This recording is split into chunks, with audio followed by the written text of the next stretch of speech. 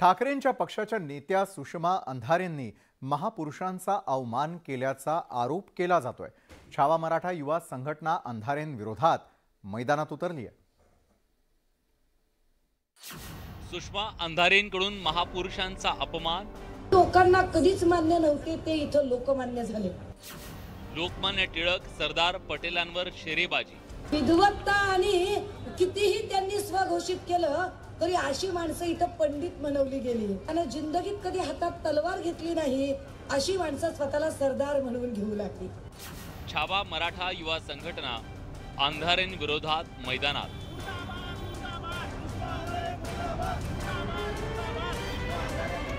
सुषमा अंधारे उद्धव ठाकरेंच्या शिवसेनेच्या फायरब्रँड नेत्या म्हणून अल्पावधीत लोकप्रिय झाल्या, पण याच सुषमा अंधारेंनी महापुरुषांचा अपमान करायला सुरुवात केली आहे। नाशिकच्या दिंडोरीत त्यांनी सरदार वल्लभभाई पटेल, पंडित नेहरू आणि लोकमान्य टिळकांचा अपमान केलाय। सुषमा अंधारे नेमक्या काय म्हणाल्या तुम्हीच ऐका। मी जाणीवपूर्वक यांच्या सरदार, पंडित, लोकमान्य या पदव्या घेत नाहीये बरं का, मुद्दाम घेत नाही ठरवून। त्याची अडचण अशी आहे, जे लोकांना कधीच मान्य नव्हते ते इथं लोकमान्य झाले। ज्यांना विद्वत्ता आणि कितीही त्यांनी स्वघोषित केलं तरी अशी माणसं इथं पंडित म्हणवली गेली आणि ज्यानं जिंदगीत कधी हातात तलवार घेतली नाही अशी माणसं स्वतःला सरदार म्हणून घेऊ लागली। त्यामुळे या सगळ्या पदव्या स्वयंघोषित आहेत। सुषमा अंधारेंच्या वक्तव्याच्या निषेधार्थ छावा मराठा युवा महासंघाच्या कार्यकर्त्यांनी आंदोलन केलं। सुषमा अंधारे यांचा निषेध करण्यासाठी या ठिकाणी आम्ही घोषणाबाजी केलेली आहे। स्वातंत्र्य लढ्यात अत्यंत महत्त्वपूर्ण योगदान असलेल्या स्वातंत्र्य सेनानींचा अपमान केलेला आहे। या गोष्टीबद्दल आम्ही त्यांचा तीव्र शब्दात निषेध करतो आणि यापुढे त्यांनी असे कुठलेही जनतेच्या भावना दुखावणारे वक्तव्य करू नये, तसेच केलेल्या वक्तव्याबद्दल त्यांनी जाहीर माफी मागावी अशी आमची मागणी आहे। त्या संदर्भात आम्ही आज जिल्हाधिकारी साहेबांना निवेदन देतोय। एखाद्या विचारधारेला विरोध करणं हे सुदृढ लोकशाहीचं लक्षण आहे। त्याच महापुरुषांमुळे सुषमाताईंना विरोधकांवर टीका करण्याचा अधिकार मिळाला। सुषमा अंधारेंना याची जाण आहे। अनेक वर्ष त्यांनी चळवळीत कामही केलंय, पण त्यांनी महापुरुषांचा एकेरी उल्लेख करणं किंवा त्यांच्या पदव्यांवर प्रश्नचिन्ह निर्माण करणं हे समर्थनीय नाही। नितीन नांदुरकर, न्यूज 18 लोकमत, जळगाव। शिवसेनेच्या प्रबोधन यात्रेमध्ये मंत्री गुलाबराव पाटलांच्या गडात सुषमा अंधारेंनी त्यांच्यावर जोरदार हल्लाबोल करत चांगलाच समाचार घेतलाय। दोघांच्या रंगलेल्या जुगलबंदीवर पाहूयात आमचा हा विशेष रिपोर्ट। सुषमा अंधारे गुलाबराव पाटलांमध्ये जुंपली। प्रबोधन यात्रेतून गुलाबरावांवर हल्लाबोल। 20 वर्षांपासून वेगवेगळ्या मार्गाने सत्तेचा उपयोग। गुलाबरावांवर अंधारेंचा पलटवार। शिंदे गटाचे नेते आणि राज्याचे पाणी पुरवठा मंत्री गुलाबराव पाटील यांच्यावर ठाकरे गटाच्या नेत्या सुषमा अंधारे यांनी जोरदार हल्लाबोल केलाय। अंधारे यांनी पाटील यांच्या बालेकिल्ल्यात जाऊन त्यांना खडे बोल सुनावले। जळगाव जिल्ह्यातील धरण गावात प्रबोधन सुषमा अंधारेंनी गुलाबराव पाटलांवर चांगलंच तोंडसुख घेतलं। गुलाबराव पाटील गद्दारीचा शिक्का घेऊन फिरत असल्याचा घणाघात करण्यात आला। तसंच गुलाबराव पाटलांनी विरोधकांवर जोरदार निशाणा साधत ठाकरेंचं नाव न घेता टोलाही लगावला होता। पूर्वी राजाच्या पोटी जन्माला आलेली मुलं राजा होत असत, आता मात्र राजा हा जनतेच्या मतदानातून जन्माला येतो। राजाच्या पोटी आलेला पोरगा हा डायरेक्ट राजा व्हायचा। गुलाबराव पाटील राजा, प्रतापराव राजा। आता राजा हा राजाच्या पोटी जन्माला येत नाही, आता राजा हा जनतेच्या मतदानाने जन्माला येतो। मग सुषमा अंधारेंनी देखील गुलाबराव पाटलांना जोरदार प्रत्युत्तर देत सवाल केला की मग गेल्या 20 वर्षांपासून स्वतः गुलाबराव पाटलांनी वेगवेगळ्या मार्गाने कशी सत्ता भोगत आलेत, तसंच मग इतर कार्यकर्त्यांना तुम्ही सत्तेवर आणून का पुढे केलं नाही? अरे 3 महिन्यात जर मी इतकी आपुलकी कमावली, इतकं प्रेम मला शिवसेनेने दिलं, तर 30 वर्षात तुम्हाला किती आदर, सत्कार, प्रेम, आपुलकी आणि विश्वास शिवसेनेने तुमच्यावर टाकला असेल। या सगळ्या निष्ठावंत कार्यकर्त्यांना कधी संधी द्यावी त्यांना असं वाटलं नाही। सातत्याने सत्ता सगळी माझ्याच घरात आणि मलाच विशेषता मिळाली पाहिजे यासाठी गुलाबराव आग्रही राहिले। जर गुलाबराव पाटलांना जर तुम्ही असा नियम लावत असेल मंत्री महोदयांना, तर तुमचा प्रवास कसा आहे? तुम्ही 3 महिन्यापूर्वी कुठे होतात? ज्या पक्षात तुम्ही 3 महिन्यापूर्वी होतात इकडे आलात, मग आपण बाप बदललाय का? त्याच्या आधी त्या आधीच्या पक्षात यायच्या आधी तुम्ही कुठे होता? राज्यात अतिवृष्टीमुळे शेतकऱ्यांचं नुकसान झालंय, पण त्यावर पाटील 4 शब्द सुद्धा बोलले नाही. त्यावर बोलण्यासाठी अभ्यास असायला हवा, ते कसे बोलतील असा सवाल अंधारे यांनी गुलाबरावांवर निशाणा साधत उपस्थित केला. तसंच गुजरातला जाणाऱ्या प्रकल्पावरून राज्य सरकारवरही अंधारे यांनी ताशेरे ओढले. Bureau report, news 18 Lokmat. Vedanta, Foxconn आणि टाटा एअरबसवरून सुरू झालेल्या आरोप प्रत्यारोपांचं राजकीय युद्ध काही थांबायचं नाव घेत नाहीये. नुकतेच उपमुख्यमंत्री फडणवीस आणि आदित्य ठाकरेंनी याच मुद्द्यावरून आव्हान प्रतिआव्हान दिलेलं होतं. आता या वादात भाजप प्रदेशाध्यक्षांनी उडी घेत आदित्य ठाकरेंना खडे बोल सुनावलेत. पाहुयात याविषयीचा हा विशेष रिपोर्ट. उद्योगावरून राजकारण जोरात. आदित्य ठाकरे विरुद्ध बावनकुळे. वेदांतावरून रंगला कलगीतुरा. वेदांता, फॉक्सकॉन आणि टाटा एअरबस गुजरातला गेल्यामुळे सत्ताधारी आणि विरोधकांमध्ये आरोप प्रत्यारोपांचं राजकारण रंगलंय. दोन्ही बाजूनं एकमेकांवर आरोप प्रत्यारोपांच्या फैरी झडू लागल्यात. आदित्य ठाकरेंनी राज्य सरकारला चांगलंच धारेवर धरलंय. तसंच त्यांनी उपमुख्यमंत्र्यांवर सुद्धा टीका केली. कधीही एवढं खोटं बोलणं मी ऐकलं नव्हतं या राज्यात जेवढं आज मी त्या प्रेस कॉन्फरन्समध्ये ऐकलं किंवा दिशाभूल करण्याचा प्रयत्न झाला असेल. मी हे नाही म्हणत की उपमुख्यमंत्री महोदयांना खोटं बोलायचं होतं किंवा महाराष्ट्राची दिशाभूल करायची होती, पण नक्की एक गोष्ट आहे की त्यांना जे ब्रीफिंग मिळालेलं आहे त्यांच्या डिपार्टमेंटकडून असेल, त्यांच्या टीमकडून असेल, हे चुकीचं मिळालेलं आहे. आदित्य ठाकरेंच्या या आरोपांवर आता भाजप प्रदेशाध्यक्ष चंद्रशेखर बावनकुळेंनी जोरदार पलटवार केला. देवेंद्र फडणवीसांची उंची कुठं आणि आदित्य ठाकरेजी कुठं, काय ताळमेळ आहे, त्यांचं आयुष्य काय, त्यांचं आयुष्य काय, कुठल्या विषयात ते बरोबरी करू शकतात देवेंद्र फडणवीसजीची. त्यामुळे आदित्यजींनी देवेंद्र फडणवीसजीची बरोबरी करण्यापेक्षा थोडं आत्मपरीक्षण केलं पाहिजे. सोन्याच्या चमच्यानी बदामाचा ज्यूस पिऊन मोठे झालेले आहेत. त्यामुळं मला वाटतं की काही दिवस थांबलं पाहिजे, गलपतेचं राजकारण केलं पाहिजे. नुकतेच उपमुख्यमंत्र्यांनी वेदांता आणि टाटा एअरबस प्रकल्पावरून महाविकास आघाडी सरकारवर हल्लाबोल केला. महाविकास आघाडीच्या सरकारच्या दिरंगाईमुळे हे प्रकल्प राज्याबाहेर गेल्याची टीका फडणवीसांनी केली. फडणवीसांच्या या आरोपांना आदित्य ठाकरेंनी पत्रकार परिषदेतून प्रत्युत्तर दिलं. तसंच उपमुख्यमंत्र्यांचे मुद्दे खोडून काढण्याचा प्रयत्न केला. मात्र आता त्यावरून वेगळ्याच राजकीय वादाला तोंड फुटलंय. गेल्यावर सांगणार महाविकास आघाडी निघा, मग तेव्हा कसं म्हणणार होतं आणणार म्हणून. इतकं कॉन्ट्रोवर्शियल बोलणं चाललेलं असतं त्यांचं स्वतःच्या आणि म्हणून महाराष्ट्रावरचा अन्याय, खरं तर महाराष्ट्राचा अपमान आहे. महाराष्ट्राच्या इतिहासात इतक्या बुलेट ट्रेनच्या वेगानं कारखाने पळाले असं कधी घडलं नाही. वेदांता, फॉक्सकॉन आणि टाटा एअरबस वरून सत्ताधारी आणि विरोधकांमध्ये चांगला सामना रंगलाय.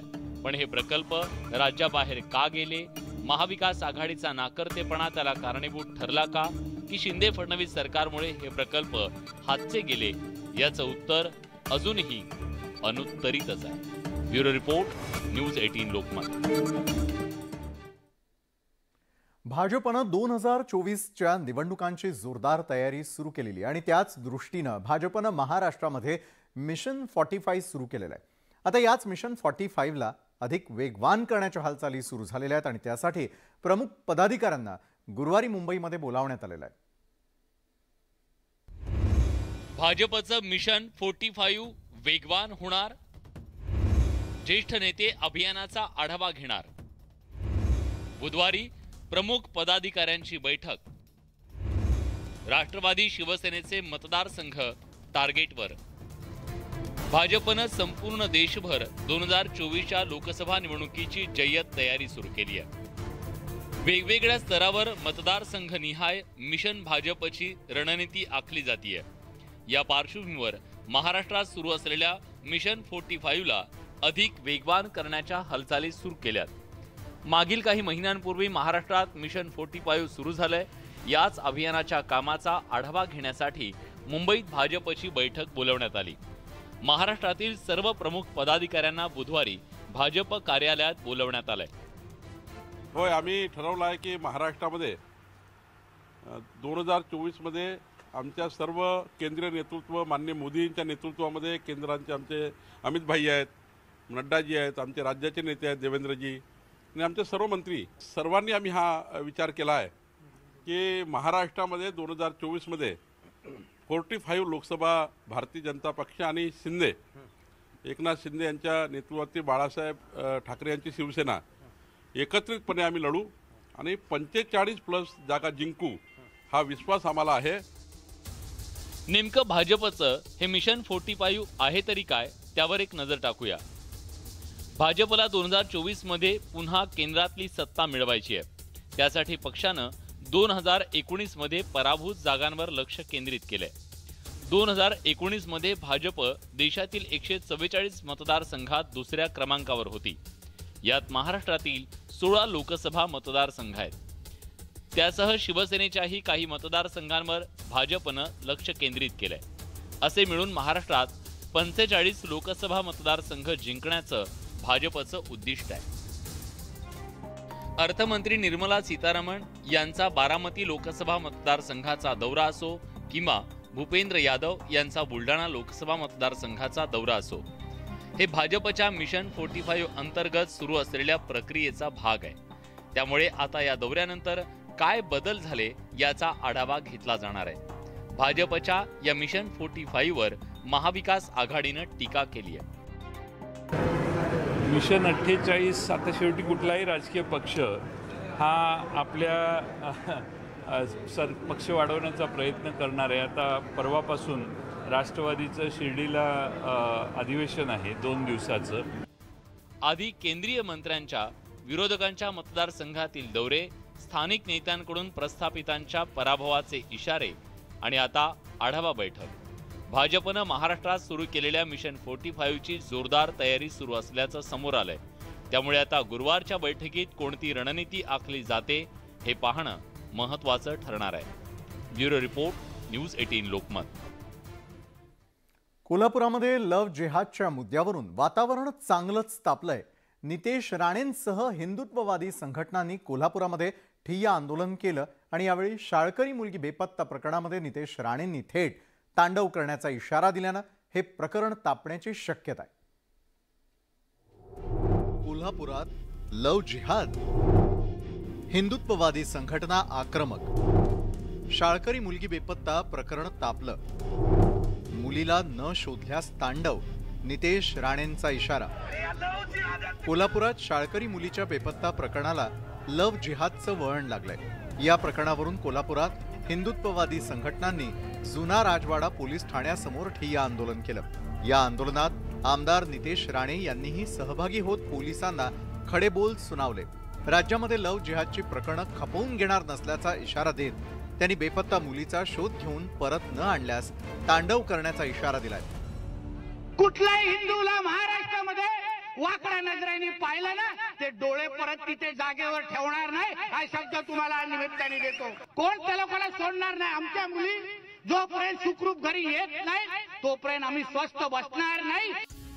कोल्हापुरातली ही मुलगी 17 ऑक्टोबर पासून बेपत्ता आहे. 9वीत शिकणारी ही मुलगी पेपर द्यायला गेलेली होती. दिवाळीपूर्वीच बेपत्ता झालेली ही मुलगी अद्यापही परतलेली नाही. 17 दिवसांनंतरही या मुलीचा शोध लागलेला नाही.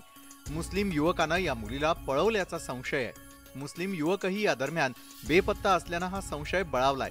मुलगी आणि युवकाचा शोध लागत नसल्यानं पोलिसांविरोधात रोष आहे.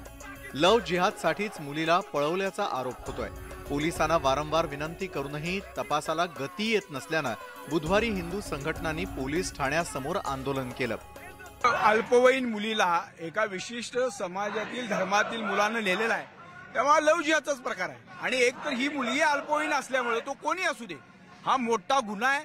पोक्सो अंतर्गत तर कारवाई सुरूच आहे, पण याला लवकरात लवकर अटक झाली पाहिजे. 17 दिवस झाले तरी सुद्धा अजून याचा तपास लागत नाही. या लांड्यांनी उन्माद माजवलेला आहे. 150 वर्ष जसं इंग्रजांच्या तावडीतून देशाला स्वातंत्र्य करायला लागलं, तसं आता धर्माला आणि या देशाला या लांड्यांच्या माध्यमातून सुटका करायची असेल तर सर्व प्रभू रामचंद्रांचं धनुष्य, छत्रपती शिवाजी महाराजांची तलवार आणि बजरंगबलीची हनुमानाची गदा ही घेऊन रस्त्यावर हिंदूंनी उतरलं पाहिजे. दरम्यान नितेश राणेंनी या सगळ्या प्रकरणानंतर राज्यात धर्मांतर बंदीच्या कायद्याची गरज व्यक्त केली आहे.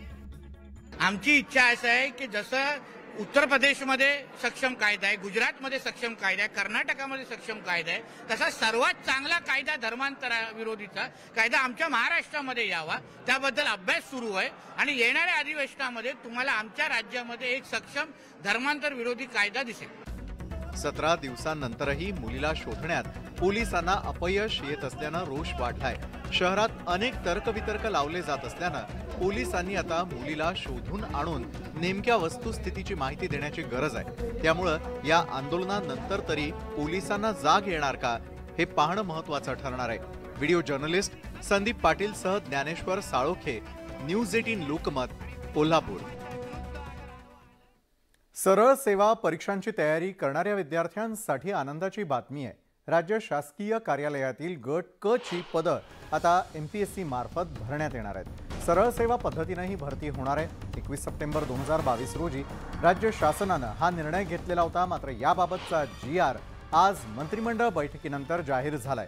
मागील 3.5 वर्षांपासून पाठपुरावा करत असलेल्या मागणीला अखेर यश आलेलं आहे. केरळ लोकसेवा आयोगाच्या धर्तीवर सर्व पदं MPSC द्वारे भरण्यात यावी यासाठी 2019 पासून शासन स्तरावरती पाठपुरावा सुरू होता. गट क च्या भरतीमध्ये खासगी कंत्राटदार कंपन्यांकडून भ्रष्टाचार होत असल्याचं समोर आलेलं होतं आणि त्यामुळेच गट क ची लिपिक भरती MPSC मार्फत करण्याची मागणी वाढलेली होती.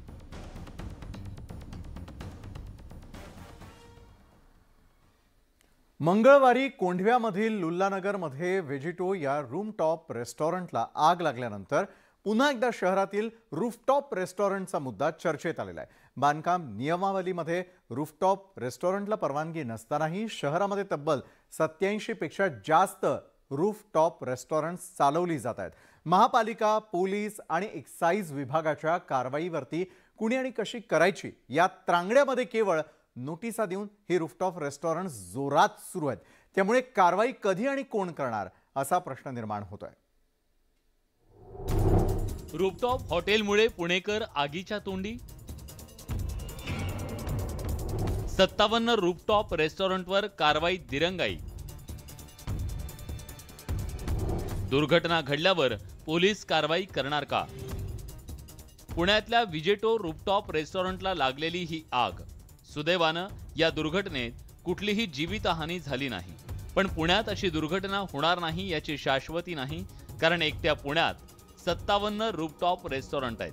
त्या रेस्टॉरंटमध्ये आगीसारखी एखादी दुर्घटना घडण्याची शक्यता नाकारता येत नाही. त्यामुळे पुणेकरांना रूफटॉप रेस्टॉरंटच्या नावाखाली आगीच्या तोंडी देण्याचा प्रयत्न होतोय का असा प्रश्न निर्माण झालाय.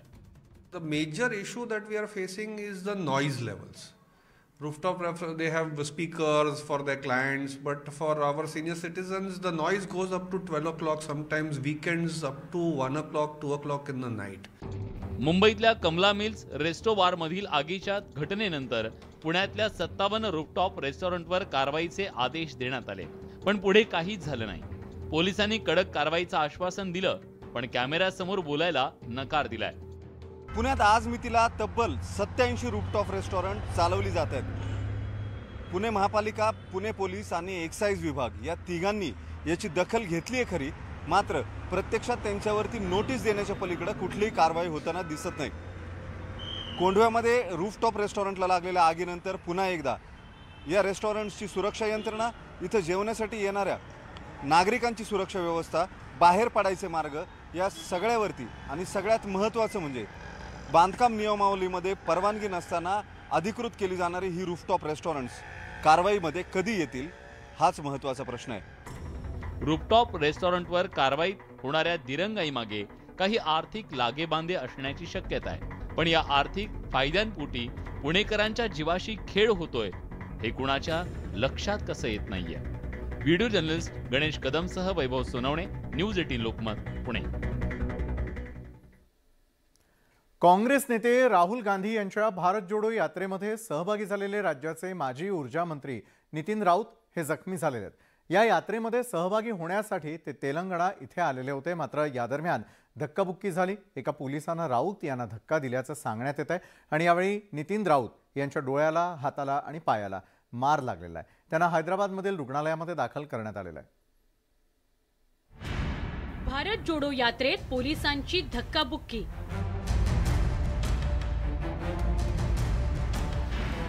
हैदराबाद पोलिसांची नितीन राऊतांसोबत दंडेली. पोलिसांच्या धक्काबुक्कीनं राऊत गंभीर जखमी.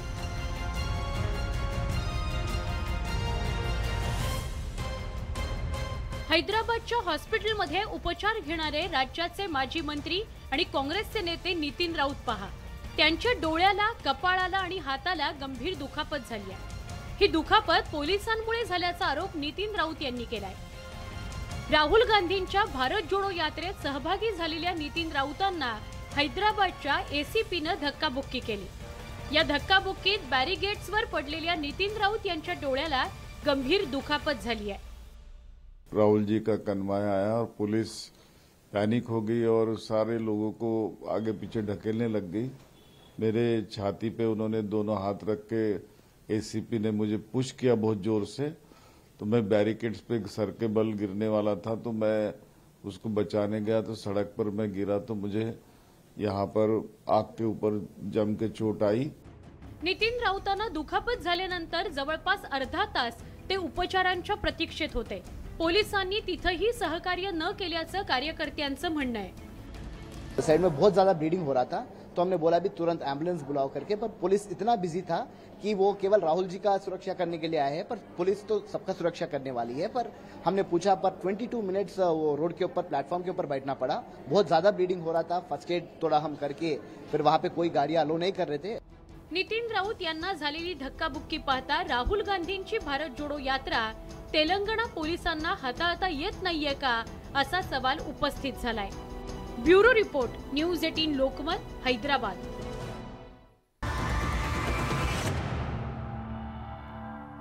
ब्रेक नंतर आपल्या सगळ्यांचं पुन्हा एकदा स्वागत. आपण पाहताय न्यूज 18 लोकमत विशेष.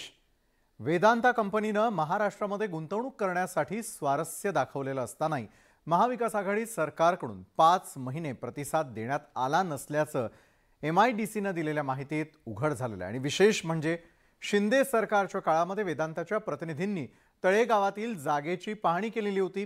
माहितीच्या अधिकारामध्ये MIDCनं ही माहिती दिली आहे. मवियामुळे उद्योग राज्याबाहेर गेले. एअरबस बाबत MIDCचे हात वर. वेदांता एअरबसवर MIDCची माहिती.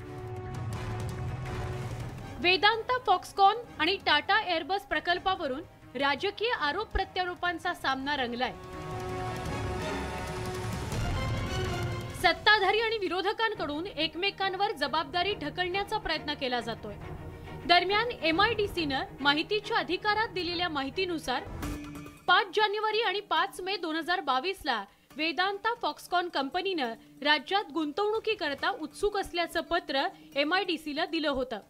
त्यानंतर 14 मे 2022ला MIDCला स्वारस्य पत्र देण्यात आलं होतं. 15 जुलै 2022ला शिंदे सरकार सत्तेत आल्यानंतर वेदांता प्रकल्पाला गुंतवणुकीसाठी पाचारण करण्यात आलं. तसंच मुख्य सचिवांच्या अध्यक्षतेखाली हाय पॉवर समितीची बैठक घेण्यात आली होती. 26 जुलै 2022ला मुख्यमंत्री आणि उपमुख्यमंत्र्यांच्या उपस्थितीत वेदांता फॉक्सकॉनच्या वरिष्ठ अधिकाऱ्यांची बैठक पार पडली. 27 आणि 28 जुलैला कंपनीच्या अधिकाऱ्यांनी तळेगावमध्ये जाऊन जागेची पाहणी केली. तर 5 सप्टेंबर 2022ला सामंजस्य करारासाठी राज्य सरकारकडून कंपनीला आमंत्रण देण्यात आलं होतं. टाटा एअरबस कंपनीकडून MIDCला प्रकल्पाविषयी कोणताही प्रस्ताव देण्यात आला नसल्याचं MIDCकडून स्पष्ट करण्यात आलंय. मी स्वतः बेरोजगार आहे. मला नोकरी धंदा नाही आहे सध्या. त्यामुळे म्हटलं जरा जाणून घेऊया हे उद्योगधंदे जे गुजरातला चालले आहेत त्याच्या पाठपुरावा करूया थोडासा. त्यासाठी टाकलेला RTR आहे. कंपनी आहे वेदांत. त्यांनी वारंवार सरकारशी पाठपुरावा केला होता. तत्कालीन सरकारकडून ठोस पावलं उचलली गेली नाहीत. त्यामुळे वेदांतसारखा मोठा प्रकल्प हा महाराष्ट्रातून गुजरातमध्ये गेला. वेदांतानं राज्यात गुंतवणुकीकरता स्वारस्य दाखवलं असताना मविया सरकारनं त्यावर 5 महिने कोणताही निर्णय घेतला नसल्याचा आरोप सत्ताधाऱ्यांनी केलाय. वेदांतामध्ये हेच झालं होतं की आदित्य ठाकरेंनी आंदोलन केलं. त्या ठिकाणी पुणेमध्ये ही जागा आम्ही दिली होती आणि मग माहिती अधिकारात काय आलं, जागेचं वाटपच झालं नव्हतं. खोटारडेपणा, खोटं बोला पण रेटून बोला. सरकार गेल्यामुळं अस्वस्थ आहेत आणि सरकार येणार नाही कधी हे त्यांना माहिती आहे.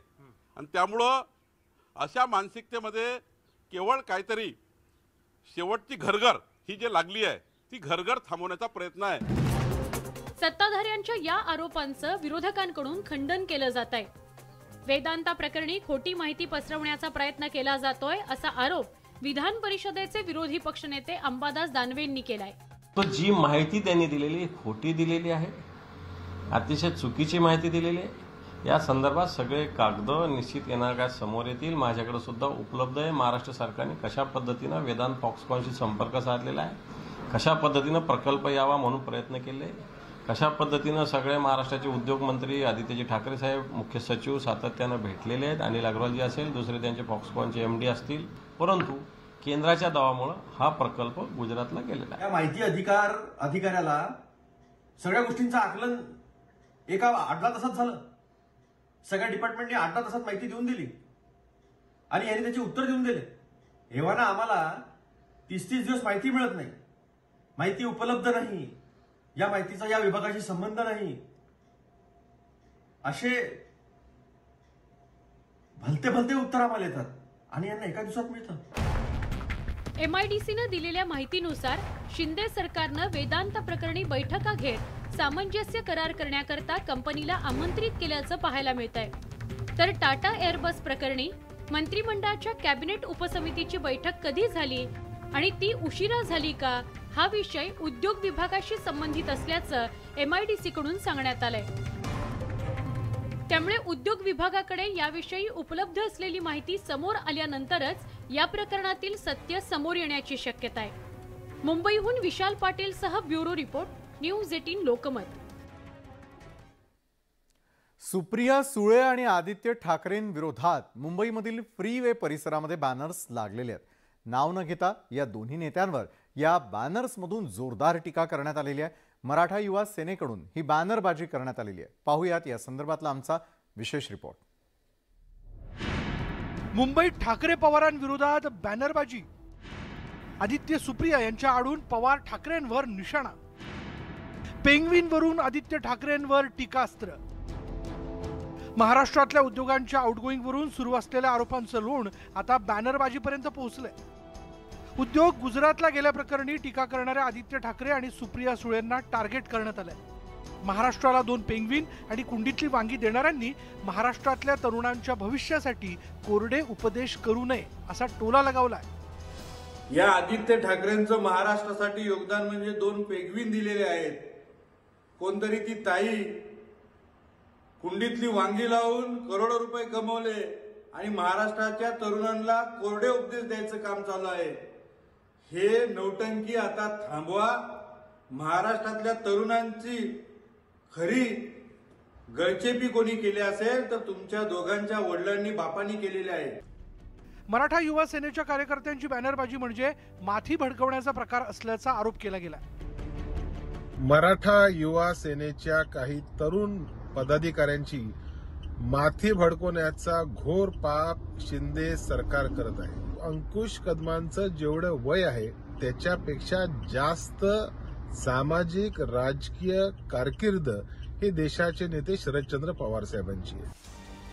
मुंबईत यापूर्वीही शिवसेना आणि मनसेत पोस्टर वॉर रंगल्याचं पाहायला मिळालं होतं. आता त्या पोस्टर वॉरमध्ये मराठा युवा संघटनाही उतरली आहे.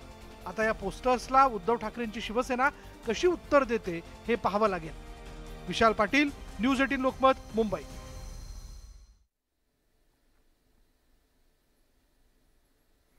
तर यावेळेला मुख्यमंत्री आणि राज ठाकरे एकाच व्यासपीठावरती उपस्थित असल्याचे आपण दृश्य यावेळेला पाहतोय. आणि महेश मांजरेकर यांचा असलेला सिनेमा त्याच्याच असलेल्या व्यासपीठावरती ते उपस्थित असल्याचं आपल्याला थेटपणे पाहायला मिळत आहे. त्या ठिकाणची दृश्य आहेत. मुख्यमंत्री शिंदे आणि राज ठाकरे यावेळी एकाच मंचावरती या ठिकाणी उपस्थित.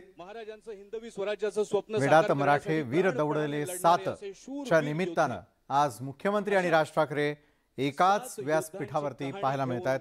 मुंबईमधून ही थेट दृश्य यावेळी आपल्याला पाहायला मिळत आहे. भव्य कलाकृतीचं आपण ज्याला अनाउन्समेंट म्हणतो किंवा घोषणा म्हणतो तो कार्यक्रम आज इथे होणार आहे. पण त्यापेक्षा असंही म्हणता येईल की अशी भव्य कलाकृती, अशी ऐतिहासिक कलाकृती जेव्हा साकार होते तेव्हा त्याची सुरुवात सुद्धा तितकीच भव्य आणि दिमागदार असायला हवी. आणि त्या दृष्टीने आजचा सोहळा म्हणजे त्या कलाकृतीचा शुभारंभ आहे. सुरुवातीला मी आमंत्रित करणार आहे या सिनेमाचे दिग्दर्शक महेश मांजरेकर यांना, कारण त्यांनी काही वर्षापूर्वी स्वप्न बघितलं आणि त्यांची स्वप्न आपल्याला माहिती आहेत ती काही छोटी मोठी नसतात. भव्य स्वप्न बघतात ते आणि मग ते साकार करण्यासाठी सुद्धा ते झटत असतात. त्यामुळे आधी मी त्यांना बोलतं करतो. महेश सर, स्वागत आहे तुमच्याच कार्यक्रमात.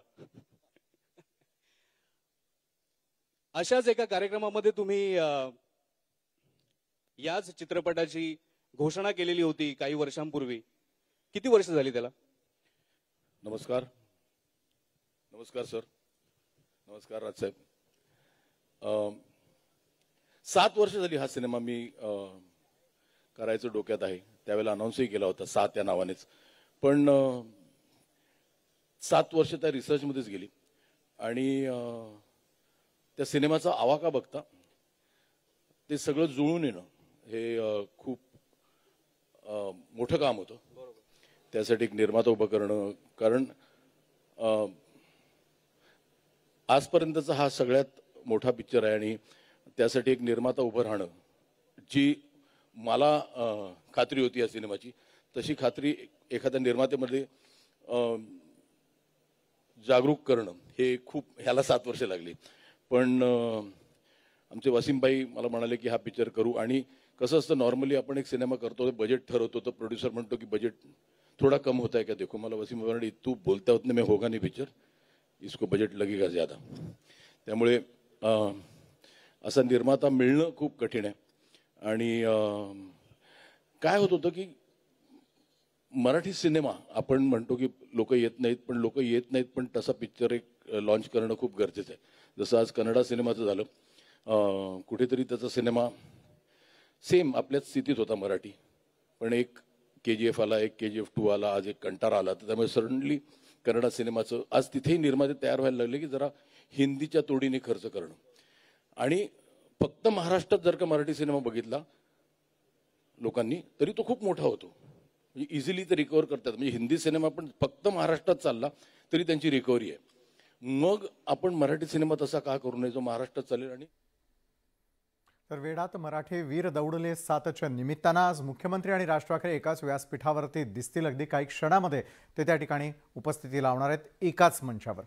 वळूयात पुढच्या बातमीकडे. राज्यामध्ये सध्या प्रकल्पांच्या पळवापळवीवरून आरोप प्रत्यारोप सुरू आहेत आणि आता मराठवाड्याचा 10,000 कोटींचा प्रकल्प महाविकास आघाडी सरकारनं नाकारल्याचा गंभीर आरोप केंद्रीय मंत्री भागवत कराड यांनी केलाय. यावरून आता नव्या वादाला तोंड फुटण्याची शक्यता वर्तवली जाते.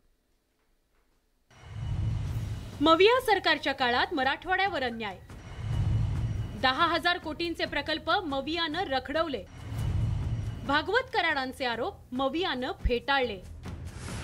उद्धव ठाकरेंच्या नेतृत्वातल्या महाविकास आघाडी सरकारनं मराठवाड्यावर अन्याय केल्याचा आरोप केंद्रीय अर्थराज्यमंत्री भागवत कराड यांनी केलाय. जायकवाडी प्रकल्पात तरंगता सौर ऊर्जा प्रकल्प होणार होता. महाविकास आघाडी सरकारनं आणि तत्कालीन जलसंपदा मंत्री जयंत पाटलांनी तो नाकारला असा आरोप कराड यांनी केलाय.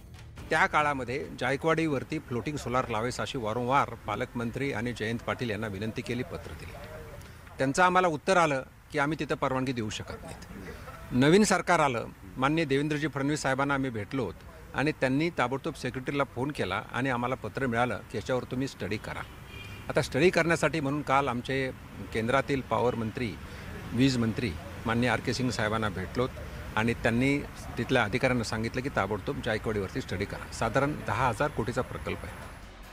राष्ट्रवादी काँग्रेसचे प्रदेशाध्यक्ष जयंत पाटील यांनी कराड यांचे हे सगळे आरोप फेटाळले. हे डॉक्टर भागवत कराड हे खोटी माहिती देत आहेत आणि अर्धवट माहिती देत आहेत. मी या विभागाचा मंत्री असताना माझ्याशी ते बोलले, त्यांना मी लेखी प्रस्ताव पाठवा म्हणून सुचवलं. त्यांनी प्रस्ताव म्हणून एक मोगम पत्र पाठवलं आणि त्या मोगम पत्राच्या आधारे पण त्यासाठी पुढील कारवाई करण्याचा आदेश मी त्यावेळी सचिव कडा म्हणजे इरिगेशन डिपार्टमेंटचे एक सचिव त्यांना दिले. श्रेयाच्या लढाईत राज्यात येणारी गुंतवणूक आणि प्रकल्प राज्याबाहेर चाललेत. महाविकास आघाडीच्या काळात जर तरंगता सौर ऊर्जा प्रकल्प रखडवला असेल तर महाविकास आघाडीला आत्ताच्या सरकारवर कोणतेही आरोप करण्याचा नैतिक अधिकार राहणार नाही. मुंबईतून विनोद राठोड आणि नवी दिल्लीतून प्रशांत लीला रामदाससह ब्युरो रिपोर्ट, न्यूज 18 लोकमत. तर पुन्हा एकदा एका कार्यक्रमाकडे आपण यावेळेला वळणार आहोत. वेडात मराठे वीर दौडले 7च्या मंचावरती आलेले राज ठाकरे आणि मुख्यमंत्री एकनाथ शिंदे बोलावलेलं आहे. शुभारंभ आता आपण करणार आहोत, पण त्यांच्या हस्ते तो कशा प्रकारे होणार आहे त्यात आपल्याला थोड्याच वेळात कळेल. 2 जबाबदाऱ्या आहेत. तर मला वाटतं एक पारंपरिक पद्धतीने करूयात आणि एक सिनेमाच्या जगात ज्या प्रकारे शुभारंभ होतो त्या प्रकारे करूयात. आपल्याला सगळ्यांना माहिती आहे की नारळ वाढवून आपण शुभारंभ करतो. तर मी विनंती करेन मुख्यमंत्री एकनाथजी शिंदे यांना की आपण नारळ वाढवून या आमच्या कलाकृतीचा शुभारंभ जो आहे तो पारंपरिक पद्धतीने करावा.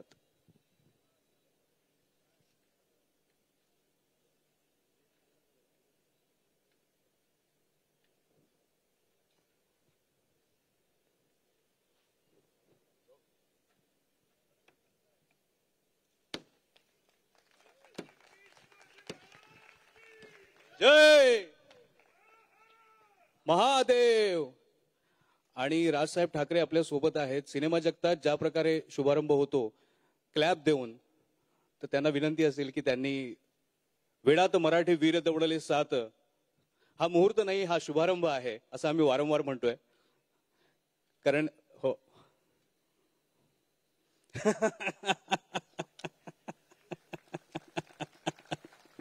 वा.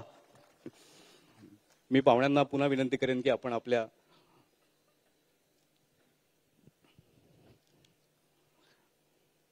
आता क्लॅप तर दिलाय राजसाहेबांनी, नारळ वाढवलाय एकनाथ शिंदेंनी. तर याच्या पुढे उत्सुकता आहे ती म्हणजे वेडात मराठे वीर दौडले 7 हे 7 जण नेमके कोण आहेत, हे कलाकार कोण आहेत याची उत्सुकता आहे सगळ्यांना. तर ते रहस्य आता उलगडणार आहे.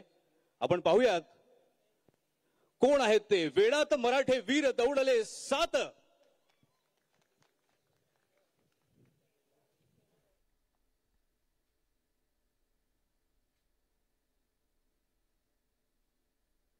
खासदार संजय राऊत यांना जामीन मिळणार की कारागृहातील मुक्काम वाढणार याचा फैसला आता 9 नोव्हेंबरला होणार आहे. दरम्यान ठाकरे पक्षाचे नेते अनिल परब यांनी कोर्टामध्ये संजय राऊतांची भेट घेतली. ठाकरे पक्षाच्या राजकीय रणनीतीवरती या 2 नेत्यांमध्ये चर्चा झाल्याचं बोललं जात आहे. पत्राचाळ घोटाळा प्रकरणी झुकेगा नाही ही भूमिका घेत शिवसेना खासदार संजय राऊतांनी सगळे आरोप फेटाळले. मात्र ईडीनं सादर केलेल्या पुराव्यांमुळे राऊतांच्या अडचणी वाढल्या. गोरेगावच्या पत्राचाळ प्रकरणात तब्बल 1034 कोटींचा घोटाळा असल्याचा तपास यंत्रणेला संशय आहे. तसंच संजय राऊत हेच या आर्थिक घोटाळ्याचे खरे सूत्रधार असल्याचा ईडीचा आरोप आहे. 31 जुलै 2022ला ईडीनं राऊतांना अटक केली होती. जवळपास 4 महिन्यांपासून राऊत तुरुंगात आहेत. मुलुक मैदान तोप म्हणून ज्यांची ओळख आहे ते खासदार संजय राऊत केव्हा बाहेर येत आहे यासाठीच शिवसेनेचे अनेक दिग्गज नेते सुद्धा कोर्टात चक्रा मारताय, या सुनावणीकडे लक्ष देत आहे. खरं तर निकाल आज अपेक्षित होता, पण हाच निकाल आता 9 नोव्हेंबरला ढकलला गेलाय. जर का 9 तारखेला संजय राऊत यांना जामीन मिळालाच नाही तर मात्र त्यांच्या अडचणीमध्ये मोठी वाढ नक्कीच होऊ शकते. आणि जर जामीन मिळाला तर महाराष्ट्राच्या राजकारणामध्ये पुन्हा एक पुनश्च हरिओम म्हणून नवीन अध्याय जन्माला येऊ शकतो.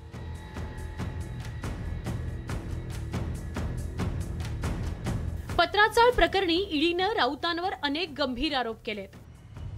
पत्राचाळ प्रकरणी 1034 कोटींचा आर्थिक घोटाळा झाल्याचा ठपका ठेवण्यात आलाय. संजय राऊत आणि प्रवीण राऊत यांच्यात आर्थिक व्यवहार झाल्याचा ईडीचा आरोप आहे. संजय राऊत आणि स्वप्ना पाटकर यांनी अलिबागमध्ये एकत्रितपणे जमीन खरेदी केली होती. संजय राऊतांच्या पत्नी वर्षा आणि माधुरी राऊत यांच्यात आर्थिक व्यवहार झाल्याचा आरोप आहे.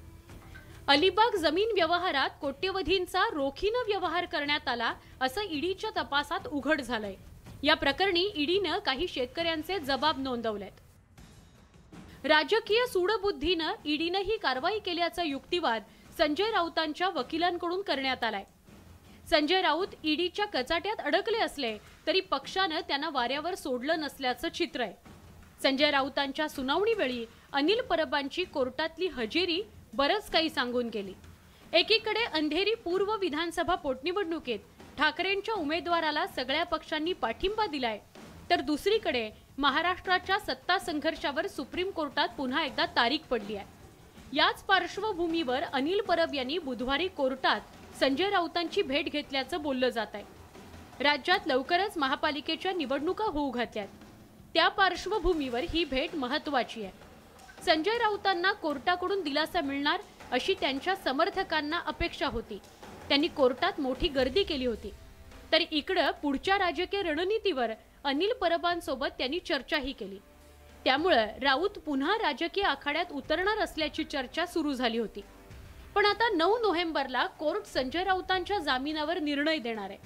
त्यामुळे राऊत तुरुंगाबाहेर येणार की कारागृहातला त्यांचा मुक्काम वाढणार हे कोर्टाच्या निकालावर ठरणार आहे. Bureau report, news 18 Lokmat. News 18 Lokmat विशेष. सांगलीच्या बेडगमधल्या इन्स्टा स्टार गौतमी पाटील लावणी कार्यक्रमामध्ये झालेल्या धुडगूस प्रकरणी आता कारवाईची मागणी जोर धरू लागलेली आहे. आणि या कार्यक्रमादरम्यान एका व्यक्तीचा मृत्यू झाल्याचंही समोर आल्यानं गौतमी पाटीलसह आयोजकांच्या अडचणी वाढण्याची शक्यता आहे.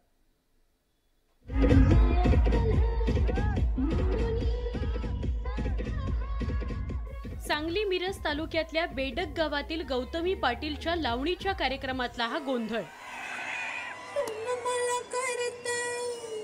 इन्स्टा स्टार गौतमी पाटीलच्या लावणी कार्यक्रमादरम्यान प्रेक्षकांनी प्रचंड धुडगूस घातला. त्याच ठिकाणी एका व्यक्तीचा मृतदेहही आढळला. प्रचंड गर्दी आणि त्यात एका इसमाचा मृत्यू, त्यामुळे खळबळच उडाली. मिरजमधील कार्यक्रमात झालेला गोंधळ आणि इसमाच्या मृत्यू प्रकरणी गौतमी पाटीलनं पत्रकार परिषद घेत दिलगिरी व्यक्त केली. मी फक्त ती बातमी पाहिली. मला पण त्या गोष्टीचं लय वाईट वाटलंय की ते वयस्कर होते. त्यांचं आता मला माहिती नव्हतं, अंदाजच नव्हता की एवढी पब्लिक येईल आणि असं एवढा विषय होईल. मला पण माहिती, लोक वगैरे बसले होते. आता मी माझं काम केलं, त्यांनी मला तिथं बोलवलेलं कार्यक्रमासाठी, मी कार्यक्रम केला. पण हे असं होईल हे मला तर अजिबात माहीत नव्हतं. मला त्या गोष्टीचं लय वाईट वाटते की बाबा वयस्कर होते ना ते. दरम्यान आपण लावणी कलाकार नसून केवळ ऑर्केस्ट्रा डान्सर असल्याचं सांगत गौतमीनं तिच्या संदर्भातील वादावर पडदा टाकण्याचा प्रयत्न केला. ऑर्केस्ट्राचे कामं तुमची पोरगी करल का किंवा असं आहे. तर महेंद्र बनसुळे म्हणून होते, महेंद्र बनसुळे सर, त्यांच्याकडं मला नेलं सुरुवातीला. त्या सरांकडनं माझा लावणी अकलूज लावणी महोत्सव हा माझा पहिला शो कार्यक्रम, बॅक डान्सर. तिकडे मिरजेच्या या बेडस गावात हा सगळा प्रकार घडलाय. त्या जिल्हा परिषद शाळेचं चांगलंच नुकसान झालंय. या प्रकरणी शिक्षण विभागाकडून चौकशी सुरू करण्यात आली आहे. तसंच पुढील अहवालानंतर त्याबाबतची कारवाई केली जाईल असं स्पष्ट करण्यात आलंय. संबंधित केंद्र प्रमुख जे आहेत त्यांना चौकशीबाबत सूचना दिलेल्या होत्या. तेही समक्ष त्या ठिकाणी जाऊन त्यांनी पाहणी केलेली आहे.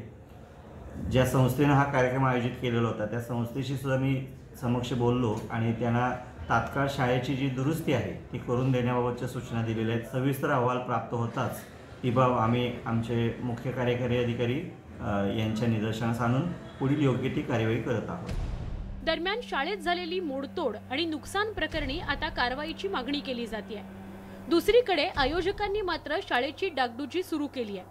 त्यामुळे यापुढे तरी आयोजकांनी गर्दीचा अंदाज घेऊनच कार्यक्रमाचं आयोजन करावं अशी अपेक्षा आहे. सांगलीहून आसिफ मुरसल आणि पुण्याहून चंद्रकांत फुंदेसह ब्युरो रिपोर्ट, न्यूज 18 लोकमत.